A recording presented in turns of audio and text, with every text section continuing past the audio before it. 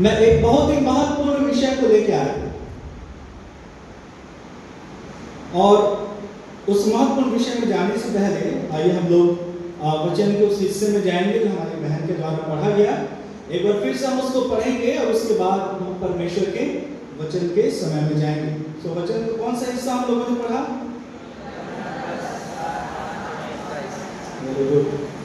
यूहन्ना रचित सुसमाचार उसका 10वां अध्याय और उसका पद संख्या 4, 5 और 27। एक बार फिर से मैं पढ़ रहा हूं और हम लोग ध्यान से सुने। यहाँ पर लिखा हुआ है, परमेश्वर का वचन इस प्रकार कहता है, जब वह अपनी सब भेड़ों को बाहर निकाल चुकता है तो उनके आगे आगे चलता है और भेड़ें उसके पीछे पीछे हो लेती हैं, क्योंकि वे उसका शब्द पहचानती हैं। 5वां पद कहता है, परंतु वे पराये के पीछे नहीं जाएंगे, परंतु उससे भागेंगे, क्योंकि वे परायों का शब्द नहीं पहचानते। एक और पद जो 27 है मैं पढ़ रहा हूं, मेरी भेड़ें मेरा शब्द सुनती हैं, मैं उन्हें जानता हूं और वे मेरे पीछे पीछे चलती हैं। परमेश्वर अपने वचन के पढ़े और सुने जाने पर मेरे प्रियो हम सभी को बहुत आयत की आशीष प्रदान करें। और कुछ वचन हैं जिसको मैं पढ़ रहा हूं, आप ध्यान से सुनिएगा। अय्यूब 37 उसका 27 कहता है कि उसके बोलने का शब्द तो सुनो और उस शब्द को जो उसके मुंह से निकलता है उसको भी सुनो। एक और शब्द जिसमें यशायाह 28:23 में परमेश्वर का वचन कहता है कि कान लगाकर मेरी सुनो, ध्यान धरकर मेरी सुनो। और एक बहुत ही सुंदर जो पद जिसको अक्सर हम पढ़ते हैं, यशायाह उसका 30वां अध्याय और पद 21, जहां पे लिखा हुआ है कि जब कभी तुम दाहिने या बाएं मुड़ो तो पीछे से तुम्हारे कानों में एक आवाज आएगी, मार्ग यही है, इस पे चलो। ये जो पूरा जो पद, जो बहुत सारे पद हमने करीब 4 से 5 पद हमने पढ़े हैं, इसमें एक मुख्य बात जो दिखाई पड़ रही है वो है प्रभु की वाणी। क्या है? प्रभु की वाणी। और आज का जो मेरा विषय है वो है प्रभु की वाणी और आपके काम। प्रभु की वाणी और आपके काम, ये जो है मेरा आज का विषय है और बहुत ही महत्वपूर्ण विषय है। आइए हम लोग थोड़ा सा समय इसके ऊपर विचार करें और इस बात को आज हम देखने की कोशिश करेंगे कि प्रभु की वाणी आपके और मेरे जीवन में क्यों इतना इंपॉर्टेंट है, क्यों उसका इतना महत्व है, और साथ ही साथ हमारे जो कान हैं वो भी महत्वपूर्ण क्यों है। कुछ बातें हैं, कुछ बिंदुएं हैं, उनके द्वारा हम जो है इस विषय को देखने की कोशिश करेंगे। और हम इस बात को देखते हैं कि परमेश्वर ने प्रत्येक मनुष्य को बोलने के लिए क्या दिया है? जीभ दिया है ना। मनुष्य क्या करता है? जीभ से बोलता है और अपने कान से क्या करता है? सुनता है। ये एक साधारण सा स्वभाव है मनुष्य का जो परमेश्वर ने आपको और मुझे दिया है। लेकिन आज जो हम लोग बातचीत कर रहे हैं यह मनुष्य की वाणी की बात नहीं है, ये परमेश्वर की वाणी की बात है। और यदि आप देखेंगे ये जो वाणी जो शब्द है, इसके लिए इब्रानी भाषा में एक शब्द आया जिसको बोलते हैं शेमा। शेमा, है ना। और नॉर्मल जो है वाणी जो है, यदि साधारण शब्दों में बोले तो क्या होता है? एक व्यक्ति बोलता है और कुछ आवाज उसके मुंह से निकलती है जो भाषाओं में होती है और उसको हम क्या करते हैं? समझते हैं। एक आवाज नॉर्मल वाणी होती है। लेकिन बाइबल में यदि आप वाणी की बात को कहें तो ये उससे कहीं अधिक होती है। यदि आप इब्रानी भाषा में जो वाणी शब्द के लिए बाइबल में जो शब्द इस्तेमाल किया गया है उसके अर्थ को समझेंगे तो वहां पर लिखा हुआ है, इसका अर्थ होता है जब परमेश्वर की वाणी आती है तो उसका मतलब होता है, वाणी मतलब सुनना, समझना, स्वीकार करना और उसके अनुसार चलना। 4 बातें, सुनना, समझना, स्वीकार करना और उसके अनुसार चलना। परमेश्वर की वाणी एक शब्द नहीं, लेकिन इसके अंदर ये 4 बातें। मतलब ये है कि परमेश्वर की वाणी सिर्फ और सिर्फ एक श्रवण क्रिया नहीं, यानी कि सुनने वाली बात नहीं, लेकिन ये क्या है? परमेश्वर की वाणी का मतलब है एक आज्ञाकारी प्रतिक्रिया, जब आप सुनते हैं तो आपकी प्रतिक्रिया कैसी होती है, ये इस बात के ऊपर डिपेंड करता है ना। ग्रीक भाषा में भी एक शब्द हुपाको, उसका मतलब भी यही होता है अधीनता में सुनना या आज्ञा पालन करना। आज ये जो विषय है मेरे प्रियो, इस विषय को हम लोग देखने की कोशिश करेंगे, इस विषय को हम लोग जानने और समझने की कोशिश करेंगे कि ये जो वाणी है वो आपको और मुझे क्या बताती है, क्या सिखाती है। एक प्रश्न आता है, एक प्रश्न है, परमेश्वर की वाणी को सुनना या परमेश्वर की आवाज को सुनना क्यों जरूरी है? या दूसरे शब्दों में बोले तो परमेश्वर की वाणी का महत्व क्या है? ये जो आवाज की हम लोग बात करते हैं, है ना, परमेश्वर की वाणी की हम लोग बात कर रहे हैं, इसका महत्व क्या है? आइए इसको हम लोग जल्दी से देखने की कोशिश करेंगे। यदि आप इस बात को देखेंगे, आज का जो हम लोगों ने जो मुख्य स्थल पढ़ा, यूहन्ना रचित सुसमाचार, उसका 10वां अध्याय, उसका 4, 5 और 27 पद। यहां पर यदि आप ध्यान से देखेंगे तो परमेश्वर का वचन इस बात को कहता है, 4था पद मैं पढ़ रहा हूं, ध्यान से सुनिएगा, लिखा हुआ है दूसरा भाग, चरवाहा जो है तो उनके आगे आगे चलता है और भेड़ें उसके पीछे पीछे हो लेती हैं, क्योंकि वे उसका शब्द पहचानती हैं। 5वें भाग में अब ध्यान से सुनिएगा, लिखा हुआ है, परंतु वे पराये के पीछे नहीं जाएंगे, परंतु उससे क्या करेंगे? भागेंगे। क्यों? क्योंकि वे उसका शब्द नहीं पहचानते। से यही जो है, आप यदि एक छोटे से बच्चे को देखेंगे, जब वो समझदार होता है, जब वो अपनी माता की आवाज को पहचानता है, तो उसकी प्रतिक्रिया में अंतर होता है। और जब कोई अनजान व्यक्ति, खासतौर पर मैं हमेशा अभी तक याद करता हूँ, मेरा बेटा जब उसकी माँ के गर्भ में था, है ना, जब वो अपनी माँ के गर्भ में था, तो कई बार मैं उसको छू के देखता था, कई बार मैं उससे बात करता था, है ना, तो वहां पर उसकी प्रतिक्रिया जो थी वो अलग रहती थी। लेकिन यदि कोई अनजान व्यक्ति बातचीत करता था, या फिर हमारे कोई रिलेटिव्स आ रहे थे, उन्होंने बातचीत किया, तो वो अंदर में क्या करने लगता था? घूमने लगता था। अब वो थोड़ा सा, उसका जो रिएक्शन था वो थोड़ा सा असहज नहीं लगता। सेम यही चीज एक विश्वासी के जीवन में है कि जब परमेश्वर की आवाज आप और मैं सुनते हैं, है ना, जब परमेश्वर की आवाज आप और मैं सुनते हैं, तो वो आपके और मेरे जीवन में किस तरह का इंपैक्ट डालती है। एक बहुत महत्वपूर्ण प्रश्न है आज आपके और मेरे लिए। भेड़ों की बात हम बहुत करते हैं या बहुत सुनते हैं, लेकिन एक प्रश्न है कि क्या मैं सच में इस बात के लिए आश्वस्त हूं कि मैं परमेश्वर का भेड़ हूं? एक परमेश्वर के दास हुए इतिहास में 354 और 430 ईस्वी के बीच में, उनका नाम था अगस्तीन, जो हिप्पो नामक एक जगह थी, वहां से वो आते थे। और ये जो है मसीहत में धर्मशास्त्र के बहुत प्रभावशाली और बहुत बड़े विचारक थे, परमेश्वर की बातों को सुनने वाले, सीखने वाले और बताने वाले थे। इनकी एक गवाही है कि एक समय जब इन्होंने अपनी पुस्तक लिखी कन्फेशन, तो उसमें वो लिखते हैं कि एक दिन वो बहुत गहरे आत्मिक संघर्ष से होकर गुजर रहे थे। बहुत सारी चीजें उनके सामने थी, है ना। आत्मिक संघर्ष हम सब होकर गुजरते हैं। जो विश्वास की कुश्ती लड़ते हैं वो इस बात को समझेंगे कि आत्मिक संघर्ष का मतलब क्या होता है। जो बहुत ही ज्यादा तनावपूर्ण दशा से होके एक विश्वास की दशा में जब व्यक्ति गुजरता है, ये भी वैसे गुजर रहे थे।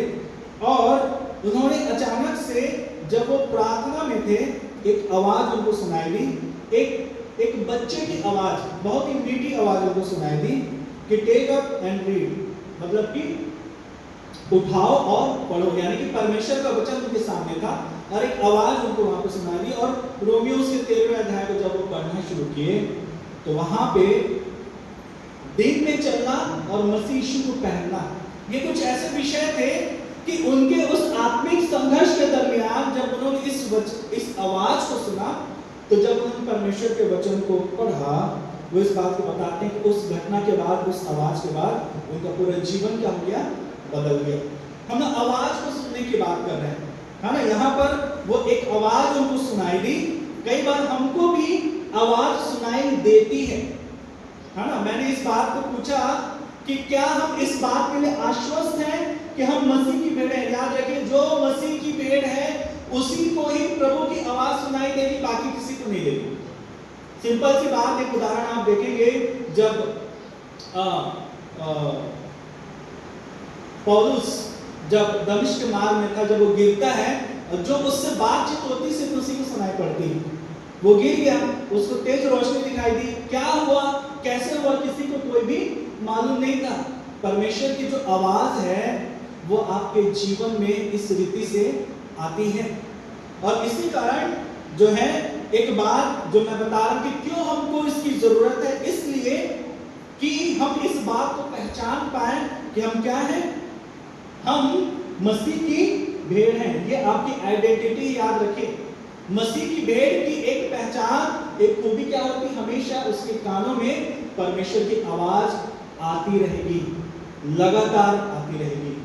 दूसरी जो बात है ना, यदि आप भजन संहिता उसके 119 के 105 को पढ़ेंगे तो वहां पर लिखा हुआ, तेरा वचन मेरे पांव के लिए दीपक और मेरे पद के लिए उजियार है। जब परमेश्वर की आवाज आती है तो ये आपको क्या देगी, ये आपको मार्गदर्शन दिखाती है ना। क्या करती है, मार्गदर्शन। यशायाह 30 में हम लोगों ने पढ़ा था ना कि जब कभी तुम दाहिने और बाएं मुड़ने लगो तो पीछे से एक आवाज आएगी कि मार्ग यही है, इस पे चलो। एक परमेश्वर के जो दास हैं जिनका नाम जॉर्ज मुलर था, ये भी एक परमेश्वर के बहुत ही बड़े दास हुए और ये जो है ये अपने अटूट विश्वास और भरोसे के लिए ये जाने जाते हैं आज भी, और अपने प्रार्थना में जीवन के लिए करीब हजारों 10,000 से अधिक जो बच्चे हैं उनके लिए उन्होंने अनाथालय और बहुत सारी चीजों का उन्होंने क्या किया था, प्रबंध किया था, और परमेश्वर के बहुत अच्छे सेवक थे। तो वो इस बात को कहते हैं कि जब भी मैं प्रार्थना करता हूं तो मैं बहुत लंबा समय जो है प्रार्थना करने में और उससे कहीं ज्यादा परमेश्वर के वचन को पढ़ने में समय को बिताता हूं। और जब मैं परमेश्वर के वचन को पढ़ता रहता हूं तब मुझे एक स्पष्ट आवाज सुनाई देने लगती है। ये जॉर्ज मुलर के कथन है, जो परमेश्वर के एक बहुत बड़े दास हुए। तो परमेश्वर की आवाज क्या करती है, आपको मार्गदर्शन देती है। एक और मुख्य बात कि परमेश्वर की जब आवाज आपको सुनाई देती इसलिए महत्वपूर्ण है कि पहली तो वो आपको आपकी पहचान दिला देती है, दूसरी बात वो क्या करती है, आपको सही मार्गदर्शन प्रदान करती है, तीसरी बात वो आपको आज्ञाकारिता में लेके चलती है ना। निर्गमन उसका 19वां अध्याय मैं आपके सम्मुख पढ़ रहा हूं, निर्गमन 19 उसका 5 पद। जल्दी से मैं इसको पढ़ के आपको सुनाता हूं। निर्गमन 19:5 देखिए, यहां पर लिखा हुआ है, इसलिए अब यदि तुम निश्चय मेरी मानोगे और मेरी वाचा का पालन करोगे तो सब लोगों में से तुम ही मेरा निज धन ठहरोगे। ये क्या कर रही है, आपको ये आज्ञाकारिता में लेके जा रही है। जब परमेश्वर की आवाज आपके सामने आएगी, है ना। एक परमेश्वर के दास के विषय में मैं आपको और बताऊंगा, हडसन टेलर। ये बहुत ही फेमस परमेश्वर के दास रहे और खास तौर पर चीन में प्रभु की सेवा को करने के लिए इनका नाम बड़ी प्रमुखता से लिया जाता है। हम लोग जानते हैं चीन क्या है, साम्यवादी देश है ना। वहां पर जो है ईश्वर का प्रचार करना या बाइबल हाथ में लेना, यदि आज भी आप देखेंगे बड़ा मुश्किल है। आज इतना मुश्किल है तो ये आज ही नहीं है, बहुत पहले से वहां पर बहुत ज्यादा चुनौतियां लोगों के सामने रही।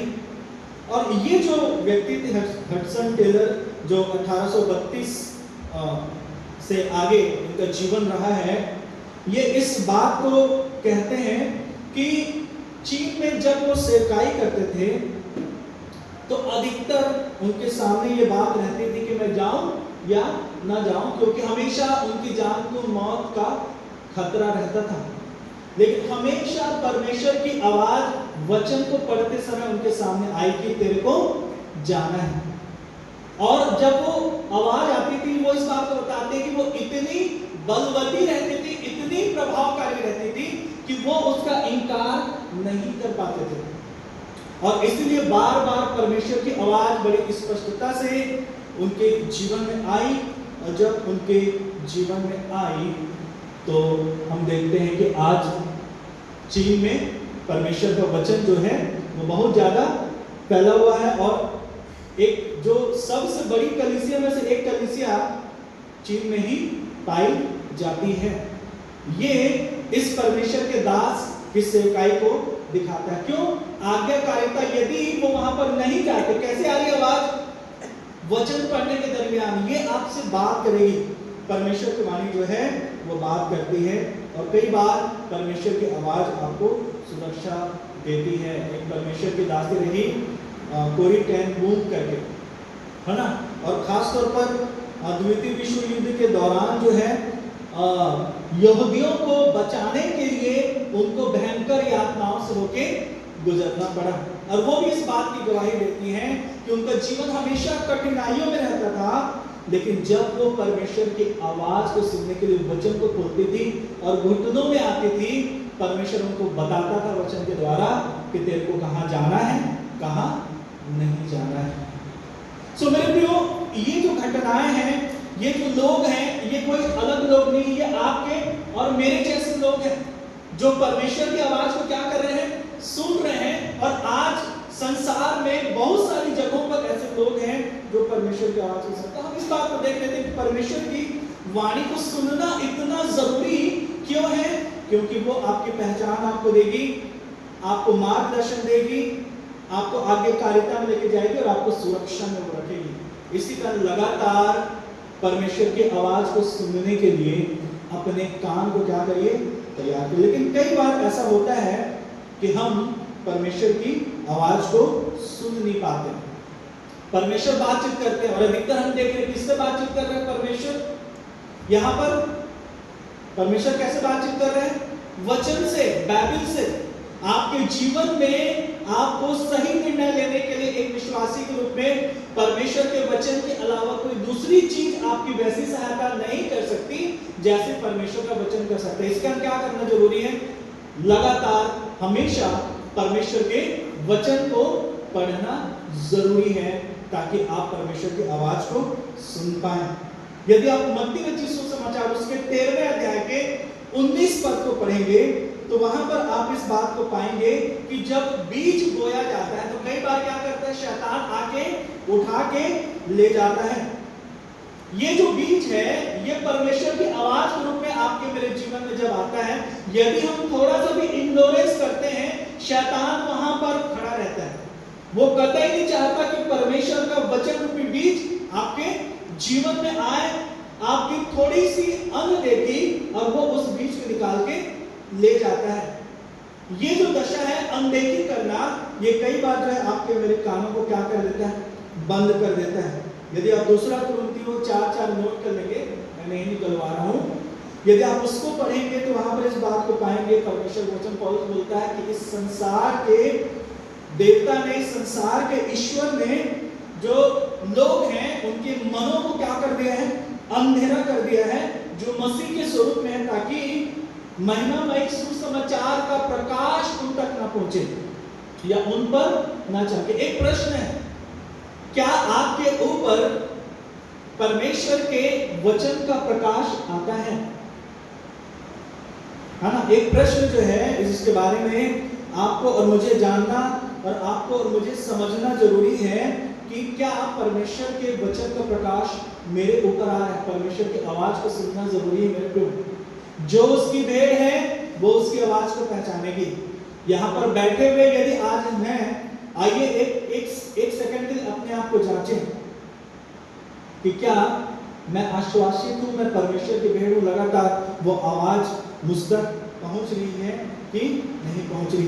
कई बार हम अपने कानों को क्या करते हैं, हमारे कान कठोर हो जाते हैं, परमेश्वर की आवाज हम तक नहीं पहुंच पाती। एक बहुत सुंदर उदाहरण बाइबल में है। यदि आप उत्पत्ति उसके 7 अध्याय 8 अध्याय आगे पढ़ेंगे तो वहां पर आप इस बात को पाएंगे कि मिस्र देश का जो राजा था फिरौन, है ना, वो क्या करता था, क्या कर रहा था? जब परमेश्वर की आवाज उस तक पहुंची तो उसने क्या किया, मना किया। क्या कर रहा था वो? बार बार मूसा की चेतावनी आ रही थी और ये जो 10 विपत्तियां वो एक बार में नहीं आई। यदि आप देखेंगे तो उसको इंडिकेशन के साथ बार बार परमेश्वर ने सिखाया, समझाया, लेकिन बार बार वो क्या कर रहा था? अपने मन को कठोर कर रहा था। यदि आप देखेंगे तो इस बात को पाएंगे मत्ती उसके 13वें अध्याय के 15वें पद में परमेश्वर का वचन इस बात को कहता है कि लोगों का मन जो है वो इतना मोटा हो गया है कि वे अपने कानों से ऊंचा सुनते हैं और अपनी आंखों को वो क्या कर लेते हैं? जब परमेश्वर का वचन आपके और मेरे पास आता है, एक मनुष्य के पास आता है, लोग क्या कर रहे हैं? अपने कानों को बंद कर रहे हैं और अपनी आंखों को भी वो बंद कर ले रहे हैं। जकरिया उसके 7वें अध्याय में यही बात है कि वे अपने कानों को बंद कर लेते हैं कि सुन ना सकें। कई बार मेरे प्रियो, परमेश्वर का वचन जब हमारे पास आता है वो हमारे लिए महत्व नहीं रखता। क्यों? क्योंकि हम क्या करते हैं? अपने कानों को बंद कर लेते हैं। कठोरता के साथ हम अपने हृदय को कठोर कर लेते हैं, जैसा फिरौन ने किया था। यदि आप ऐसा कर रहे हैं तो सावधान हो जाइए। परमेश्वर का वचन यदि आपके पास आ रहा है, आप सावधान हो जाइए। कई बार ऐसा होता है, बहुत ही सुंदर वचन है, दूसरा तीमुथियुस 4:3 पढ़िए। दूसरा तीमुथियुस 4 उसका 3 पद। क्योंकि ऐसा समय आएगा जब लोग खरा उपदेश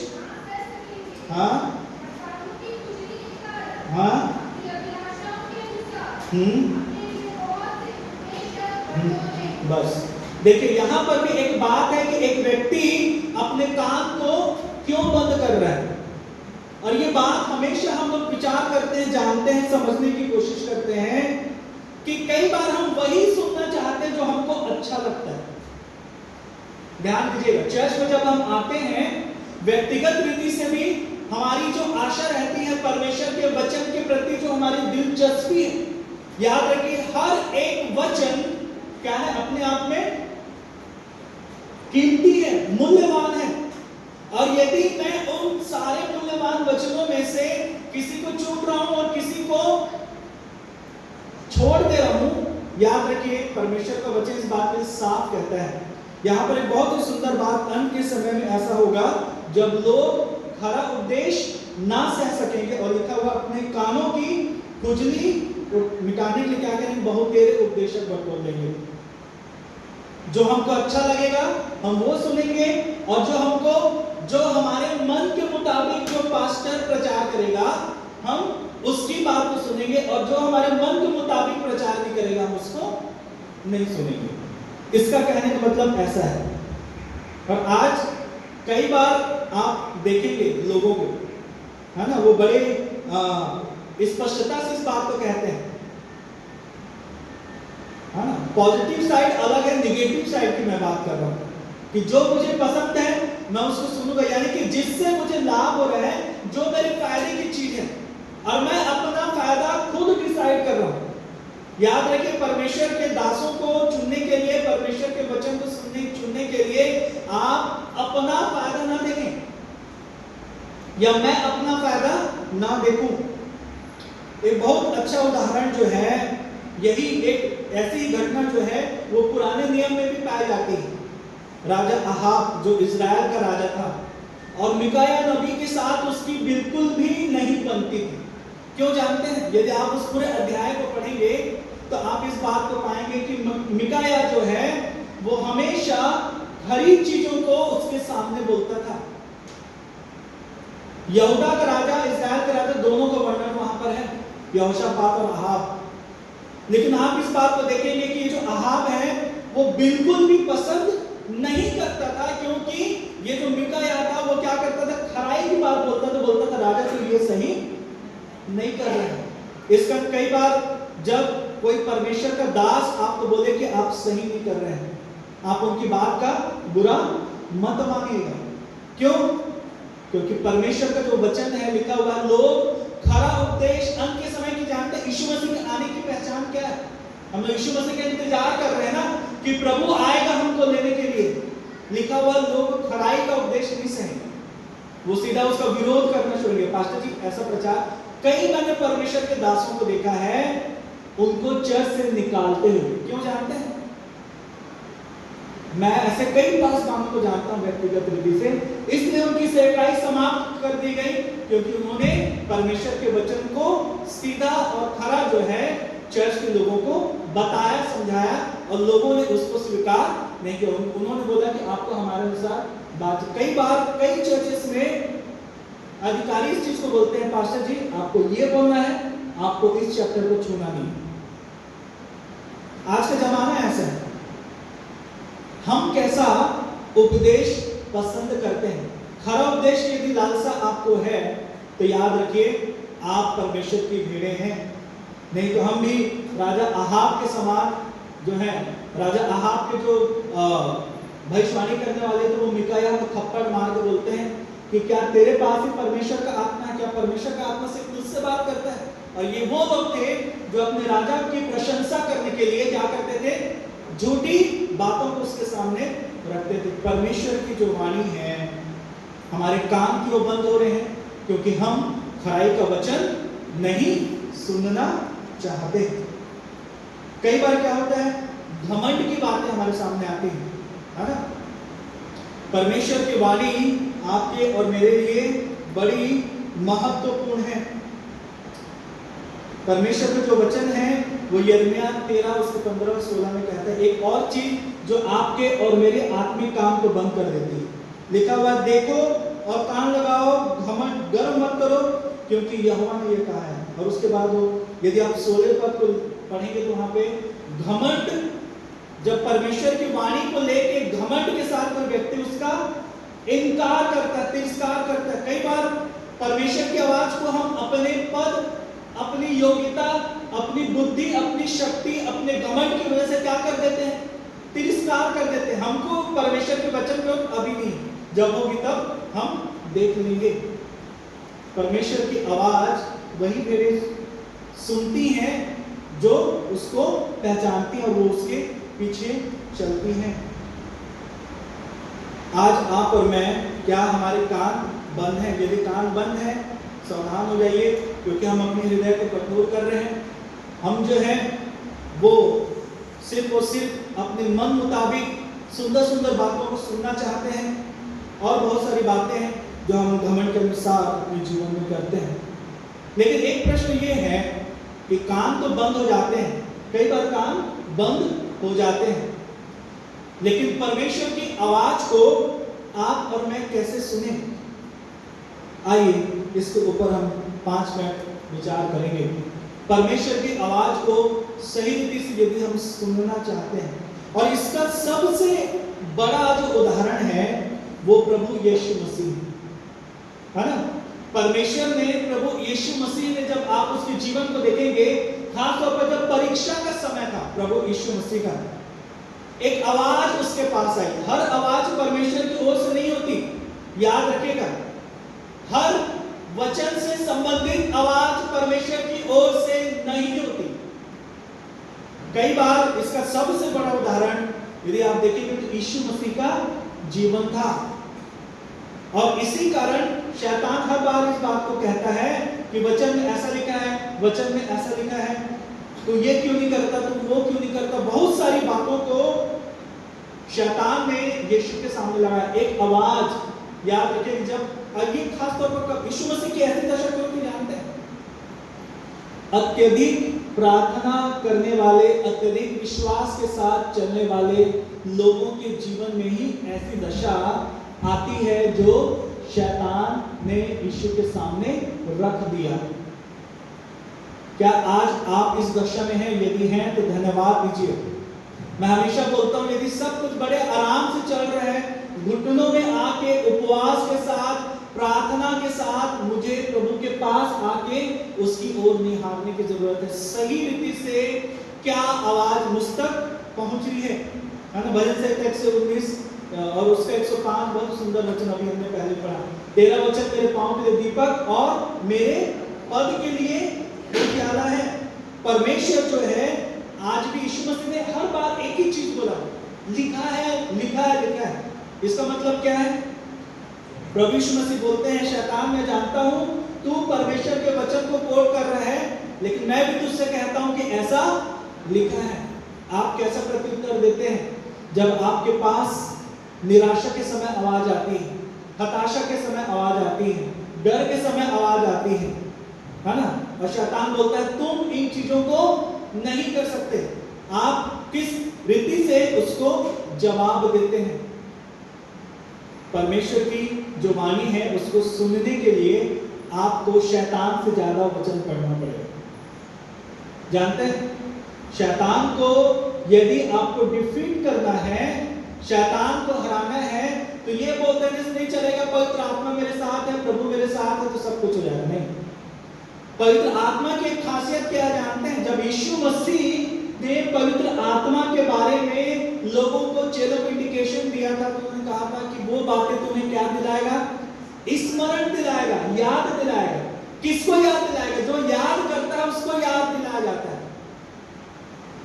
है ना? परमेश्वर के वचन को यदि मैं बार बार पढ़ने की आदत में हूं, याद रखिए मेरा परमेश्वर के वचन को पढ़ना कभी भी जायज नहीं जाएगा। जब जरूरत होगी तो पवित्र आत्मा मुझे याद दिलाएगा और मैं बोलूंगा लिखा है। आज आप और मैं प्रभु की वाणी को कैसे सुनना चाहते हैं, एक बहुत ही सुंदर जो एक और उदाहरण है ना? फिर से यशायाह 30 उसके 31 पद को मैं कोट कर रहा हूं। बार बार ये आवाज परमेश्वर की जो है ना, कि जब कभी तुम दाईं या बाईं ओर मुड़ने लगो, एक पीछे से तुम्हारे लिए एक आवाज आएगी कि मार्ग यही है। क्लियर इंडिकेशन, राइट लेफ्ट किधर जाना है, क्लियर इंडिकेशन। परमेश्वर का जो वचन है वो इस बात को आपको और मुझे बताता है कि इसी में चलना, यही तुम्हारा रास्ता है। और वो आवाज एकदम स्पष्ट रहेगी, वो हल्ला गुल्ले वाली आवाज नहीं रहेगी, है ना? हम लोग यशायाह नबी की पहला राजा उसके 19 अध्याय को हमने पिछली बार भी हम लोगों ने पढ़ा था। वहां पर एक बहुत ही सुंदर घटना है, आप लोग उसको नोट कर लेंगे, मैं निकलवा नहीं रहा हूं, समय नहीं है।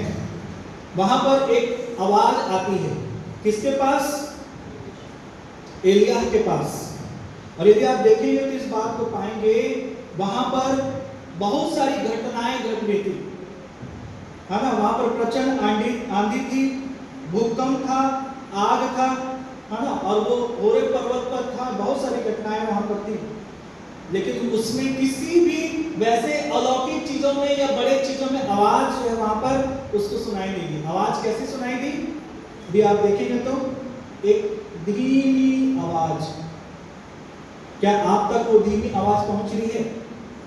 क्या मुझ तक वो धीमी आवाज पहुंच रही है?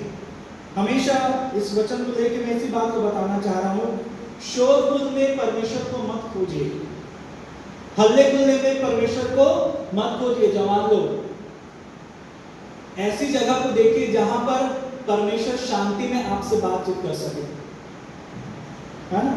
ये एक बहुत बड़ा उदाहरण है। धीमी और कोमल आवाज, परमेश्वर क्या करता है? बातचीत करता है। बहुत बड़ी बड़ी परिस्थितियां इसके सामने से गुजरती गई, आपके सामने से भी गुजर रही है।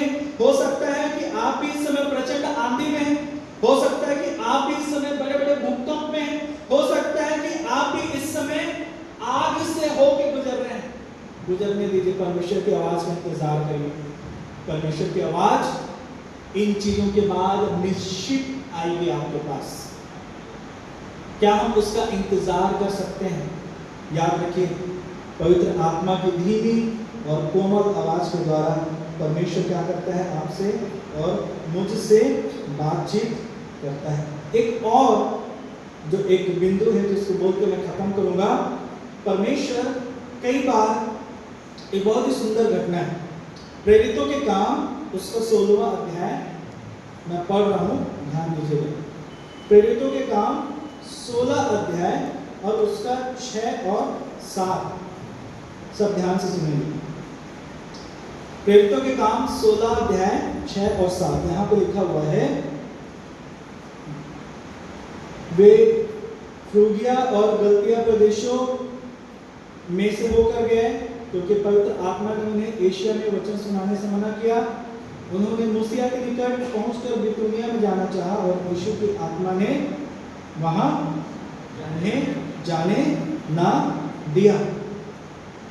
यदि आप देखेंगे पौलुस के जीवन में परमेश्वर ने कई बार दरवाजों को जानबूझ के बंद कर दिए।